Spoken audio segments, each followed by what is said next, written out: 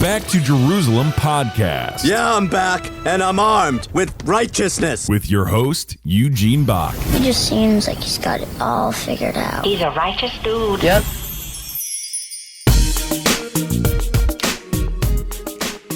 Hello and welcome to another Back to Jerusalem podcast. I'm Eugene Bach, your host for this time, and I'm coming to you live on delay from somewhere within the borders of Sweden.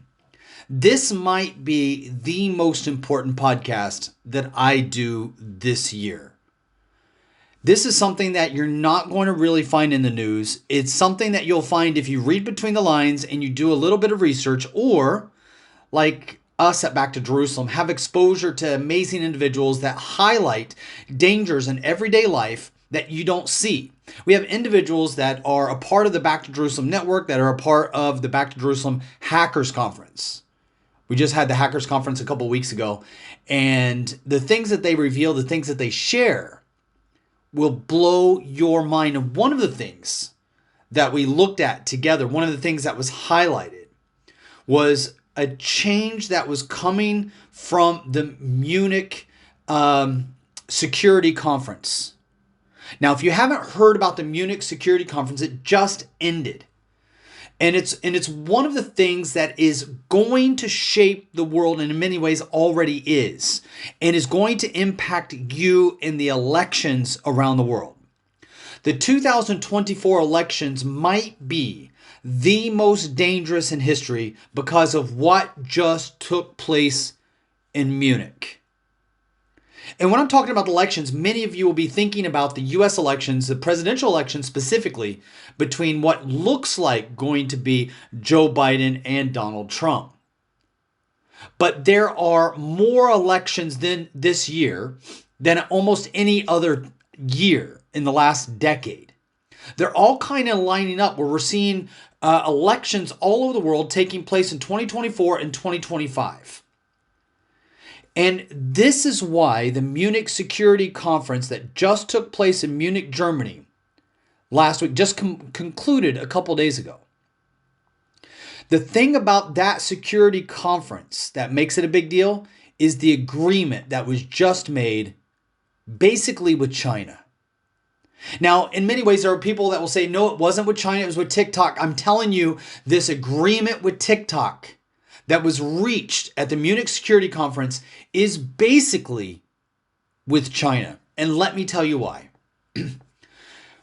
Right now, all of the major IT giants know that they have a level of control and influence that is unprecedented in the history of mankind.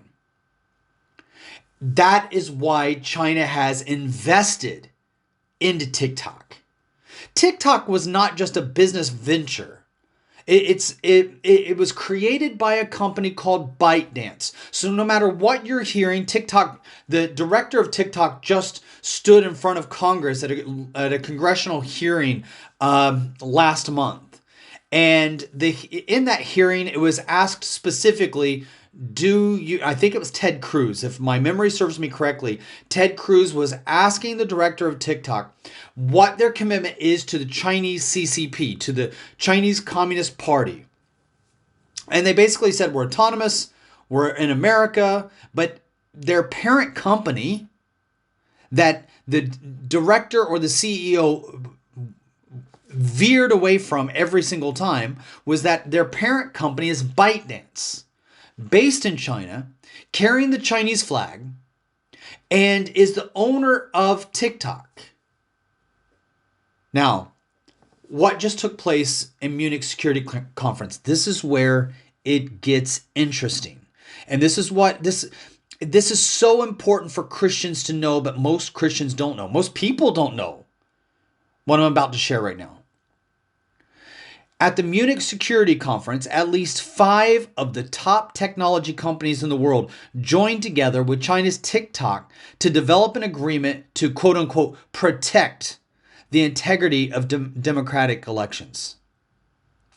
This is a major concern.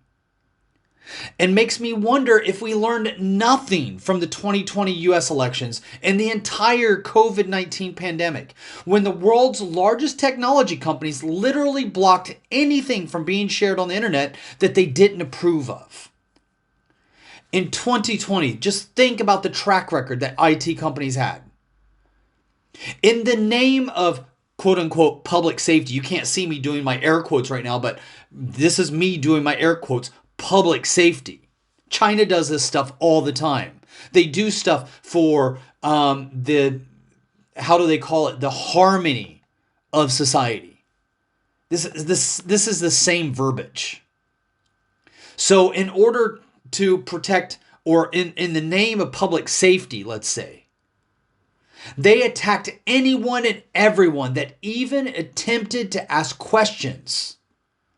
Questions about whether there was any interference in the 2020 election. Now we see that there was, even though there's still a very strong drumbeat in most mainstream media that says that there was no election fraud in 2020 in the United States. There absolutely was, and it was proven over and over again. Now, the truth is that every single election in some way or another has probably got some small elements of fraud. And by the way, there was no, and I'm not taking political sides here, so you have to understand, I'm not specifically a supporter of Trump and not specifically against Biden. But to be honest, I remember very well when I moved to China, my very first year was very confusing in many ways because I didn't know where our country was in 2020. Or sorry, the year 2000, 20 years ago. Do you remember, what was it called when we moved into the year 2000? It was, we had the virus, the Y2K. Remember? The Y2K. I was in Hong Kong for when the year changed from 1999 to the year 2000, and everybody was freaked out over the Y2K. Well, at the same time, there was an American election where the George Bush actually won, Al Gore lost, and what did he say? The election was rigged. Remember the argument about the hanging chads?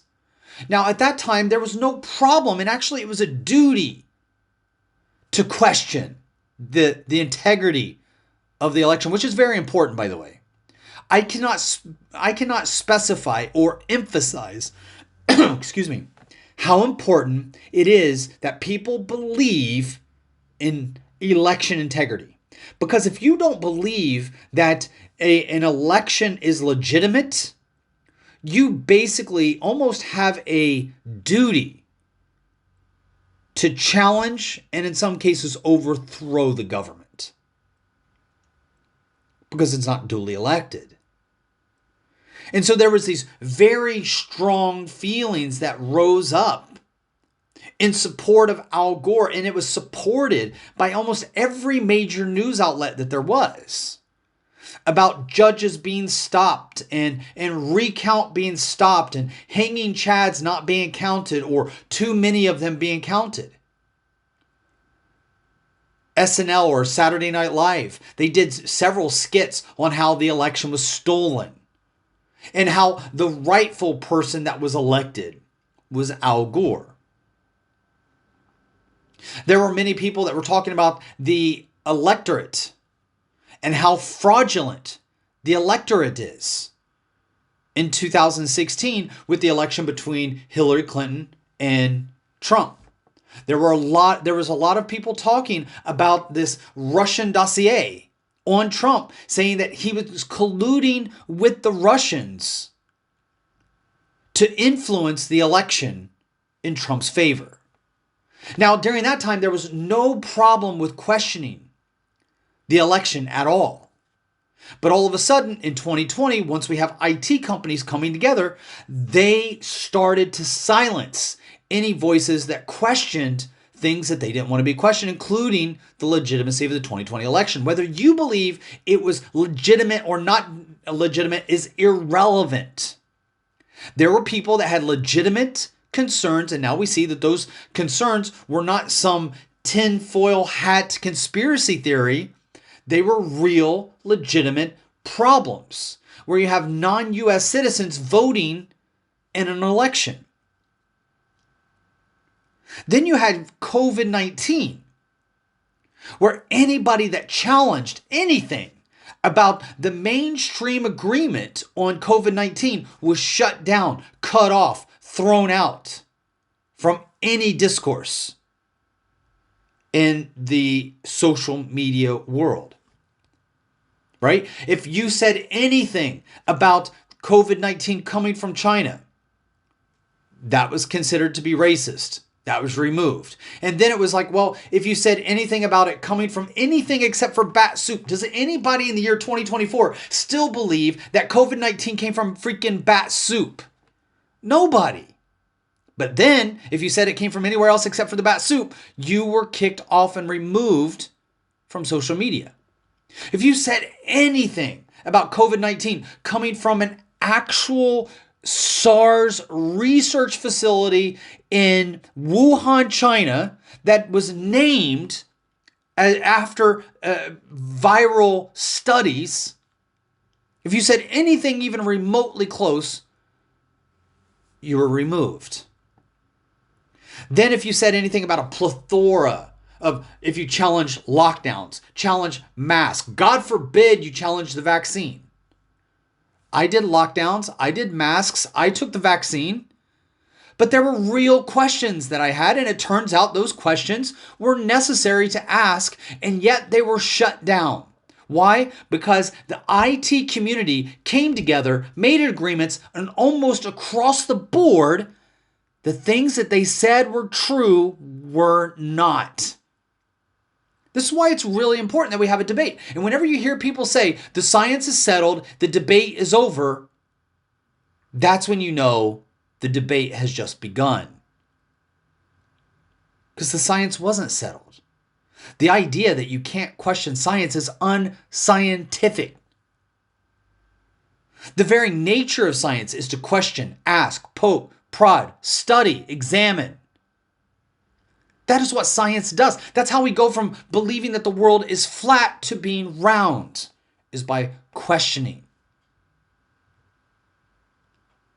So the idea that these IT companies have now somehow elevated themselves to being the world judges of what can be arbitrated, what can be discussed in the world town square is ridiculous, because they have a track record that is almost batting zero. Do you remember the Hunter Biden laptop? One of the oldest newspapers in the United States, the New York Post, a website that I go to every single day, was kicked out of their account because they reported a true story about a real event that was significant to the election. And it was all called lies and basically swept under the rug. And anybody that did a repost or shared about the Hunter Biden laptop was blocked or challenged, saying that this has been proven to be false information if you reshare it, or you continue to act in this way, or you continue to have this behavior, your account's going to be blocked or locked. And some of my friends did have that situation. My own account with Facebook was blocked for over a year and a half, like 2 years. And I don't know why. I never got a warning. I just got blocked. Even today, I'm blocked, or I was. I think that now I might have access again to Back to Jerusalem Facebook page, even though I'm the one that started it. My social media access to the Back to Jerusalem social media page on Facebook was blocked. My access to my own account at Eugene Bach was blocked. It was blocked without warning, and I was allowed access 2 years later without warning. Not told why. Listen, we did a campaign where we tried to raise funding for people that were hit hardest by ISIS. This was years ago, right after ISIS. This is probably like 8 years ago or something like that. Right after ISIS invaded Syria and Iraq. And we had a team in the Netherlands that said, hey, we can help advertise on social media the campaign that we're doing for Iraq right now to help those hit hardest by ISIS, to raise funding for those victims. And so we did that. We started a campaign. Guess what? Facebook blocked us, blocked them. They are a professional advertising company. Every day they work on social media. At that time, 90% of what they did was on Facebook. And they had never seen anything like it, where they tried to run a campaign with the Back to Jerusalem Facebook page and they were stopped. And they weren't just stopped. Facebook demanded that they show passports of employees and directors and give information before they could have access. And even when they did that, they were still blocked. And they said, sorry, we can't do that. They didn't go any further because they didn't want to give up too much personal information for their employees and their leadership in order to do this one single campaign. They do campaigns every single day, but they couldn't do it. Why? Because Facebook stopped them. And now this same group is coming together with some of the largest companies in the world, together with TikTok, and have just agreed upon a contract, an agreement to protect the public from fraud. This is what they said. In a critical year for global elections, technology companies are working on an accord to combat the deceptive use of AI targeted at voters. This was said in a joint statement last week. What companies? Adobe, Google, Meta. If you're not familiar with Meta, they're the ones that run WhatsApp, Facebook, Instagram. So Meta, Microsoft, OpenAI, and that's my drum roll, TikTok.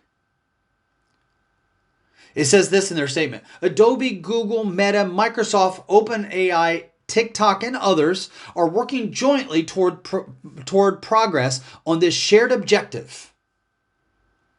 What's the shared objective? They don't say. We hope to finalize and present details at the Munich Security Conference. There were no details given, only that this is a critical year for global elections. And we need to combat deceptive use that targets voters. Guys, this is the most dangerous language that we are seeing in the world today. You may say, oh, Eugene, you sound like Chicken Little, running around saying that this is a big problem when it really isn't. It absolutely is. The year 2024 is notable for the large number of elections. 7 of the world's 10 most populated nations, Bangladesh, India, Indonesia, Pakistan, Russia, Mexico, and America. I know that a lot of people, especially Americans, think that they're the center of the universe and no other country in the world matters, but it does. When you have the world's most populated nations, like India, Indonesia, the world's most populated Muslim nation. Pakistan, the world's most populated Muslim nation, second most populated Muslim nation. Russia, the world's largest by geographical landmass country. And Mexico, on the border of America, having an election this year.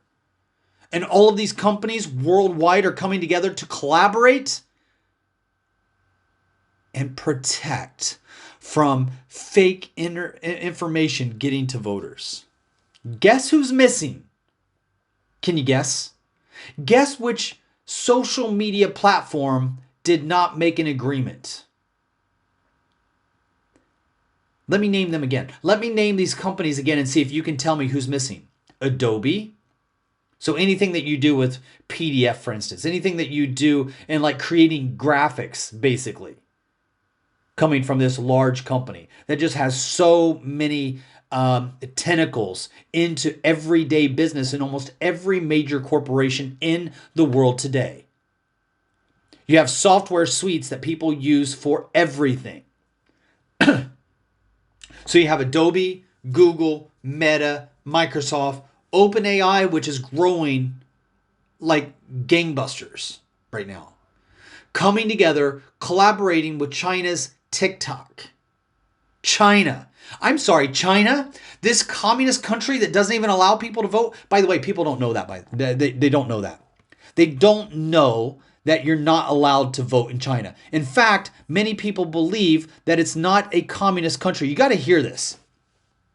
I'm going to play a clip. This clip is only about 3 minutes long. Let me set the stage for you. You can't see it, so you're only going to be able to hear the audio.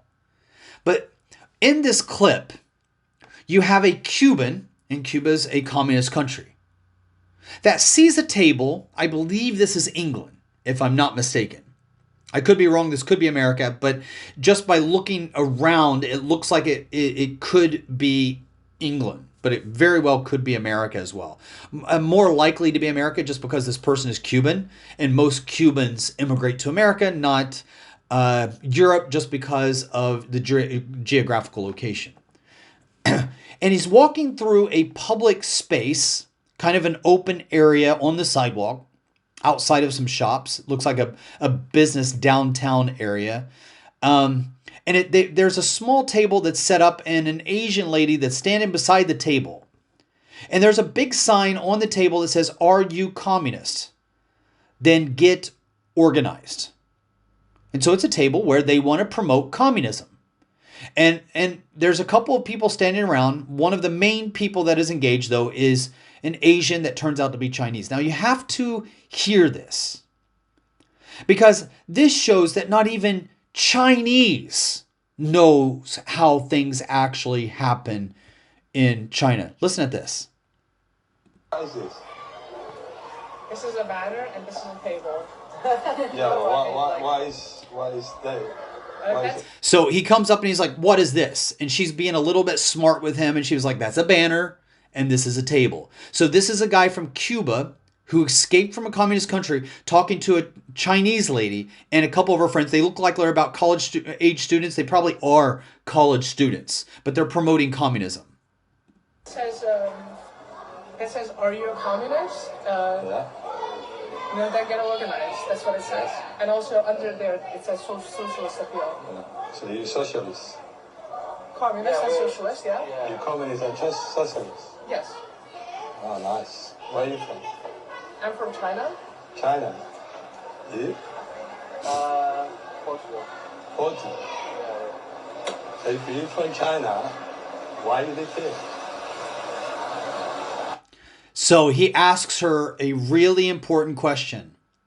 I don't know if you can actually hear. I know that there's some strong accents because this guy is from Cuba. It sounds like they are in the U.S. because when he asked the other guy where he's from, it sounds like he said Portland. But he says, if you are from China, then why are you living here in America? Listen to her answer. It will surprise you. That's a good question, right? Because China sucks, for me at least. China sucks. Yes. So why are you promoting that? Because China isn't communist. I don't know if... China is not communist. No. I think China is. Well, that's what they say. No, it's not what they say. It's the reality. China is I mean, the reality... permission to record. No, you have permission to promote communism. Yeah, we do. Yeah, we do. Yeah, we do. Okay, This is a fine. public space. This is a public space. I can film. Okay, cool. I mean, you can't film people without their consent. I can. I'm on the public space. I can film anyone. It's fine. Should we go to the coffee shop? Yeah. And they pack up and they leave. So in case that was a little blurred for you, I can understand. It's easier for me to understand because I'm watching their mouths move. And I'm also watching this with subtitles because they do have a strong accent. But basically, he asks, "Where are you from?" And the woman responds, "I'm from China." So she's promoting communism. She's at a table with a communist banner. And she says, "I'm from China." And he goes, "Then why do you live here?" And he was like, "That's a good question, right? Why do you live here if communism is so great? Why did you leave China and come to live in America?" And she said, "Because China sucks." Verbatim. That's exactly what she said. He goes, "Yeah, but so China sucks. So why are you promoting communism?" She's from China. And she said, "Because China is not communist." Guys, this is not a fluke. This is not, it's not just that she didn't understand. I listened to a debate, I believe it was with Charlie Kirk, a couple weeks ago, where he had an individual promoting communism and saying how communism was better than the market economy, or why is it blanking on me right now to promote free market capitalism? Wow, my brain just went blank for a minute. Forgive me. Why, if you promote communism, why are you living in a capitalist society? And so there's a lot of people in capitalist societies right now that are promoting communism. Now you have to understand, I'm not necessarily saying that one form of government is better than another. What I am saying is this, and listen very, very closely. Capitalism that is godless is just as bad as communism. But communism is by definition godless. Therefore, it is a dangerous government concept. Now, the original concept didn't come from a government, it came from an individual, Karl Marx, right? But then it was implemented in so many governments around the world. They took over by force. Every communist nation took over by force. Excuse me. Oh, that was cleansing. So we had this woman who is coming from China, says China's not communist. The guy that was on Charlie Kirk's show debating with him also said China has elections, that it's easier to get on the voting ballot in China than in America. Out of his freaking mind. Just absolute either stupidity and ignorance or the most crass liar that has ever lived. The Communist Party selects who they want. And then within the communist cadre, they select who will be their leader. It is an election in the same way that the mob elects the Godfather, in the same way that the cardinals select a pope. The people don't vote, not even close. And if anybody would try to run against President Xi today, they would be executed. And in fact, there was one of the most popular politicians in all of China was forcefully retired and sent back home to Shanghai, and about 3 months ago, mysteriously died at a very young age of a heart attack. No, China does not have free elections. And yes, China is communist. It's in the name, CCP, the Chinese Communist Party. It's on their flag. That's a communist flag. Red being the color of communism. So China is a communist country, and she was there promoting communism along with a couple of misguided college students that are ignorant, that only grew up in wealth and freedom, and are promoting, not just promoting communism, but in a little tiny way, also pretending to be real communists.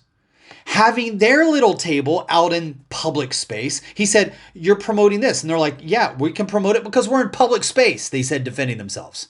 And he goes, "And I can film because I'm in public space." And they're like, "No, you can't film because you have people's faces." Well, American law, I hate to break the news to you, communists, but unlike China, you can film anybody at any time in a public space without their permission.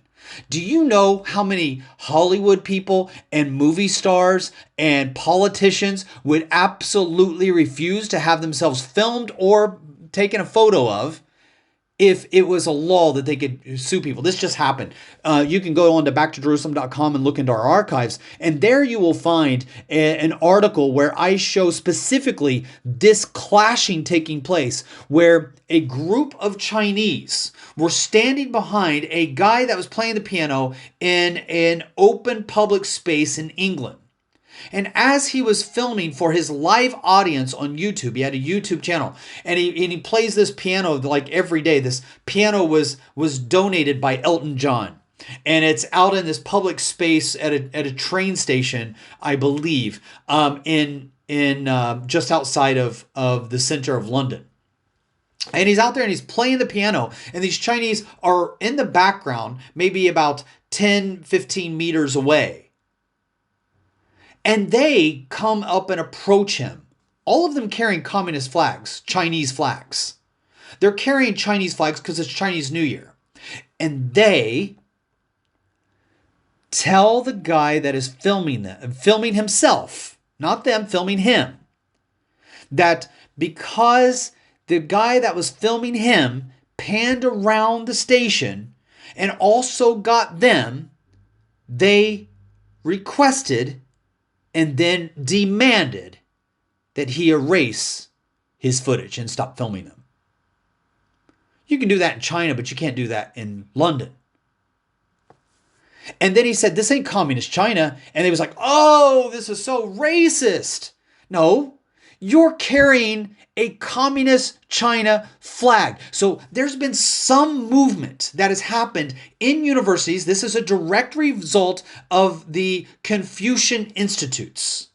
Now, if you have not heard about Confucian Institutes, these are places that have been started in different countries around the world where the Chinese came in. They didn't want to call them communist institutes because no college would really allow that. Not yet anyway. So China came into where I'm at now, Sweden, England, America, Canada. And they started these quote unquote institutes. Confucius Institutes. That's what they were called. Confucius. Because they didn't want to call them communist. So they started these Confucius Institutes. What did they do at the Confucius Institute? Oh, we just shared culture and language and history and tradition. Sounds pretty innocent. And it's Confucius. Everybody can get on board with Confucianism, right? Confucianism is about education, or at least if you just scratch the surface, that's what you hear, that's what you learn, that's what you're taught. But no. The institutes were sponsored by China as a state. The teachers in the programs were trained and written by China as a state. That's why here in Sweden, the Confucius Institute at the Stockholm University was shut down. Because Stockholm just didn't find it productive to have an entire portion of their university state-sponsored by another country. Especially one that is against freedom of speech, freedom of religion, freedom of press. Those freedoms are oppressed and suppressed within communism. That's why these students that are supporting communism believe that we have the right to share about communism, but you don't have the right to question it. They challenged it right away. They don't like being questioned by this Cuban guy. Says, hey, I'm from a communist nation. Where are you running? Where are you going? They pack up their stuff and run away. He later on shares, I didn't play it in this video, but he later on shares that his own father served for 15 years as a prisoner in a communist state of Cuba because he said things that were not sanctioned or allowed by the communist regime. And that is where we're at right now with the Munich Security Council. These are unelected officials, individuals that are coming together and collaborating to suppress the freedoms of individuals around the world. This is why they are to not be trusted. Because they've suppressed free speech and have a batting record that is absolutely abysmal. Let me go back to my original question. Out of those companies that I just named, Google, Adobe, Meta, TikTok, Microsoft, out of those countries, what social media company have I not mentioned? Who is missing from that group? They would have been a part of it in 2020 during the elections. They would have been a part of it in 2020 during COVID. They would have been a part of it during 2021 when all of the travel bans, the lockdowns, the flatten the curvers, when the vaccinations, the Hunter Biden laptop. They would have been a part of this group before, but they're no longer a part. Who? Twitter, X. We started a platform ourselves, set up our own security for our own servers in other countries that we won't name those countries. We have a server, and now we're building a backup server on 2 different continents in 2 different countries, both of which were former communist and are against communism, or stand staunchly against communism. And they are staunchly against anybody that tries to suppress free speech, because they know what it's like to have their free speech squashed. That's why I've chosen to go with them. And that's why we started Ding Dash, to give absolute freedom of speech. Because Christians, my friend, no matter what the reason is, whether it's for public health or public safety or social harmony, as we put it in China, no matter what the reason is, the ultimate goal is to suppress the gospel. There's no doubt about this. The reason why there's a restriction on freedom of speech in India, a restriction of freedom of speech in China, a restriction of freedom of speech in Somalia, a restriction of freedom of speech in Iran, a restriction of freedom of speech in Sudan. The reason why there's a restriction on the freedom of speech, even though those countries have different government systems, even though those countries have different reasons for why they suppress speech, even though they have a different way of selecting their leaders, they have a different way of running their economy, they have a different way of running their government, they have a different way of living socially, they have a different language, they have a different culture, they have a different history. Everything is different, but the goal of those laws are the same. Because there's a spiritual undertone that comes from the enemy that gives people a different reason to reach the same goal. And the same goal is to stop the gospel from going forth. And the way that you do that is you stop people from sharing the good news of Jesus Christ. This is why I believe John 1:1 is so important. In the beginning was the Word. And the Word was with God, and the Word was God.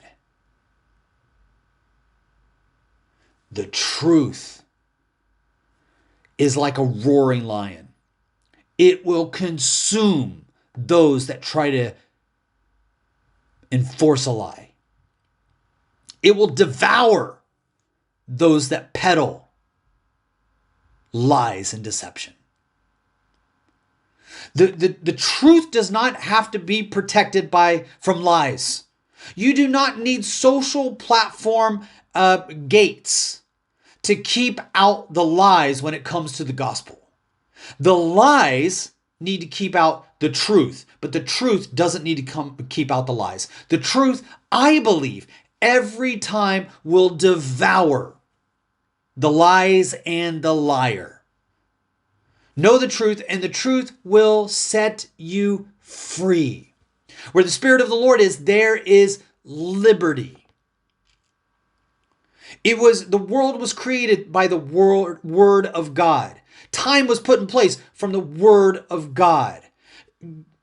Jesus conquered Satan through the Word of God. How will they know unless they have heard? And how will they hear unless someone is sent? to preach to them. To stop that preacher, to stop that word, to stop the gospel from piercing into the darkness, going all the way around the world, back to Jerusalem, completing the Great Commission. The enemy has to stop people from sharing the gospel. And how do you do that? By restricting free speech.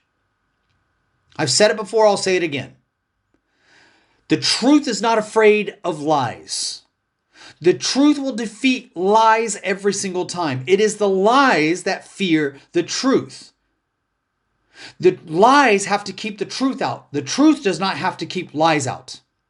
Truth is the enemy of lies, but lies are not the enemy of truth. The true enemy of truth is silence, not lies. And these companies are coming together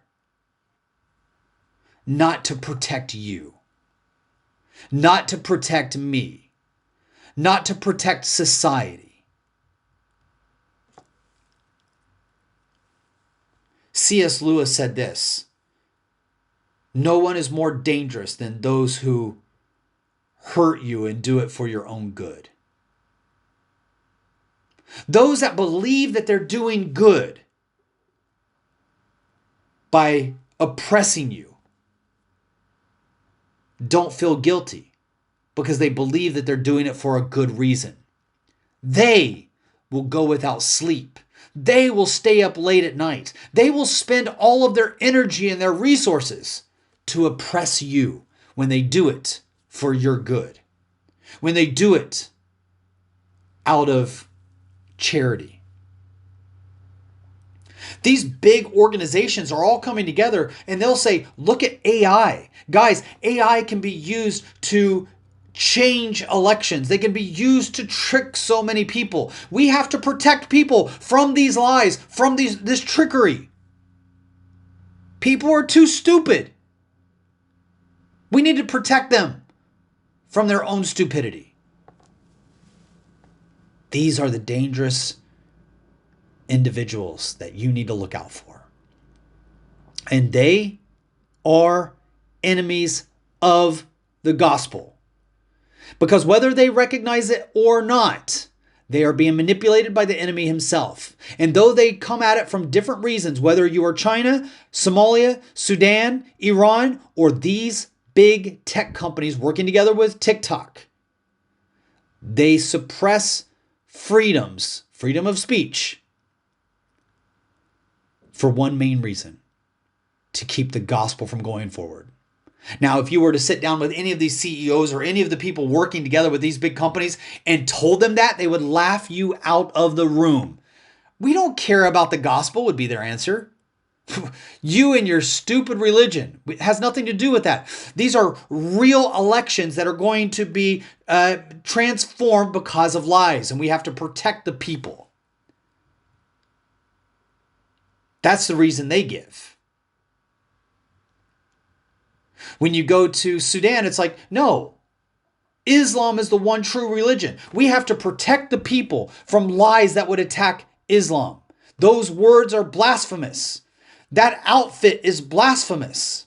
That teaching is blasphemous. That book is blasphemous. Different reason. Oh, you break the social harmony of society, says China. Different reason. But it's all the same spiritual goal. Satan whispers to us in different ways, gives us different excuses, but the goal is the same. That's why I believe with these major players stepping up, this is one of the most dangerous election cycles of our lifetime. Be ready for it. Now, let me give you 3 things that you are going to see to prove that this is legitimate. You're going to start seeing this in the news. I guarantee it. Be ready for this. Be ready for an increase of fake stories being reported and showing that they are from AI. Why? Because this will get everybody aware of the situation and scared. They will be scared about what is possible for AI, and then they will willingly agree with the government and say, yeah, that needs to be regulated. 100%, wait for it. You're going to get some of the most scary stories you've ever heard coming out, and everybody's going to be on board. Even the most free speech advocates are going to be on board with this. No, we can't allow AI to be used in this way. I mean, anything can be done these days. So there's going to be an increase of fake stories or real stories about fake events created by AI that you are going to be amazed at how easily you yourself could be tricked. And you're going to think to yourself, no, I can see why there's a mediator that's needed to navigate these different online campaigns and find out which one of them are real and which one of them are fake. I mean, we don't want anybody, pretending to be Justin Trudeau and saying things that are absolutely ridiculous when Justin Trudeau didn't say that, right? We need to know who's the real Justin Trudeau. This reminds me of the Slim Shady song that came out in the 1990s, right? Will the real Slim Shady please stand up? I almost can't say that without repeating it. Please stand up. Please stand up. Will the real Slim Shady please stand up? Will the real Justin Trudeau please stand up? Will the real Joe Biden please stand up?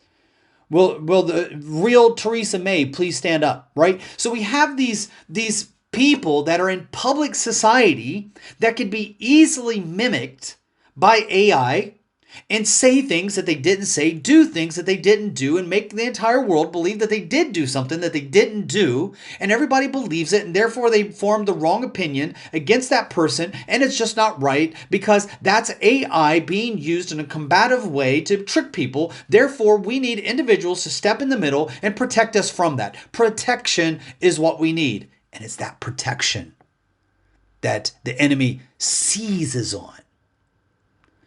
Because he knows he has you scared. And he wants you to run. Not only does he want you to accept this as standard, he wants you to beg for it. Take my money, please. Put in whatever program you need, please. Protect me, please. I don't want to be fooled.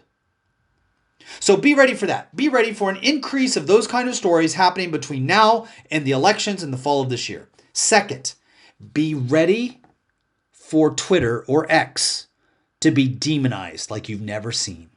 When I say demonized, I'm talking about the kind of demonization that Christians can get on board with. Sharing stories like, oh, look at Tucker Carlson. He went to Russia and interviewed a thug that invaded another country. We don't want to hear what he has to say because he's the enemy and he's just going to use Twitter as his propaganda platform to be able to spread his lies. We have to protect our people from the lies of Putin. Guys, we've been in this war for a couple of years. Wouldn't it be good to hear from the person? I mean, Intel wants to do that all the time. Intel or intelligence communities are always listening to the enemy to figure out what it is they can learn from what is said and not said among the leaders or those that set the pace of attacks from the side of the enemy. Listening to Putin doesn't make you dumber. It makes you smarter. Do I think that Putin is any more of a good guy after I listened to him speak on Tucker Carlson? Absolutely not. But I did get an insight a little bit into his thinking. But that's just the beginning. You're going to hear about all these different accounts that are started up. Already, I'm seeing that terrorist organizations like the Taliban is paying X to verify their accounts so that they can be verified accounts with a check mark beside their name. Can you believe it? Are you stinking kidding me right now? WhatsApp and Instagram and Facebook and Twitter have been used by the Ayatollah, the Taliban, ISIS over and over again without being challenged at all. And not a peep was made. Now you're going to become real journalists. Now you're going to start digging and telling us how X is allowing terrorists to use their platform to spread their hate. You're a little late, a dollar short and a day late for this story. Why now? I wonder. Why X? Why are you not sharing how the Taliban actually gave WhatsApp numbers for people to call to surrender to them with the fall of Afghanistan? WhatsApp was used. Twitter was used. Instagram was used by the Taliban to increase the speed of the fall in which it fell from the hands of the leaders after the Americans left. Now you have an interest? Interesting timeline. Why? Because they're not on board. Demonize them. Attack them. You're going to see more stories come out that are negative. Mark my words. Listen to this podcast and just keep it in the back of your mind that you're going to start seeing negative advertisement or news article. You're going to see negative news article after news article after news article about how evil, how corporate, how terrorist sponsoring X is. Don't be surprised if you start seeing Visa, MasterCard, PayPal, GoDaddy.com, Amazon start dropping all connections and try to cripple X. Guaranteed. It's going to happen. Why? Because Elon Musk revealed the Oz behind the curtain. He showed how there were entire departments dedicated towards changing the news towards a bias to lie to their followers and their people and those that use the platform. How voices, especially Christian voices, were suppressed and removed, ostracized from the platform. And be ready to watch governments, especially the EU, launch investigations over alleged disinformation originating with the misuse of AI.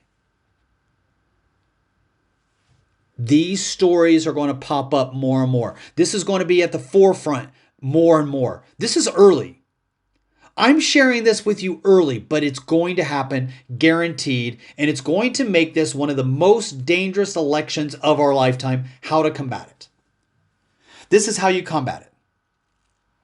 Right now, as it stands, X is a great platform for sharing and learning. So is Gab. Gab is a Christian community started by someone who has already started a parallel economy that has insulated themselves as much as possible from the infiltration of these big organizations like Microsoft, Meta, TikTok. And if I can put in a shameless plug for ourselves, dingdash.com. On dingdash.com, you will also get that kind of freedom. Right now, this is dingdash.com. It might not be as active as X or Facebook, but it's a small Christian community made up of Christians from around the world, and they can share whatever they want.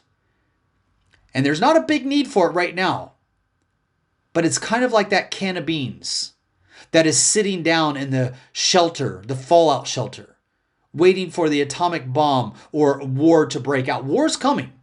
The atomic bomb is going to be dropped. And that shelter, you might laugh about it now. You might say, oh, these are people that are stocking up for something that is never going to happen. These are preppers.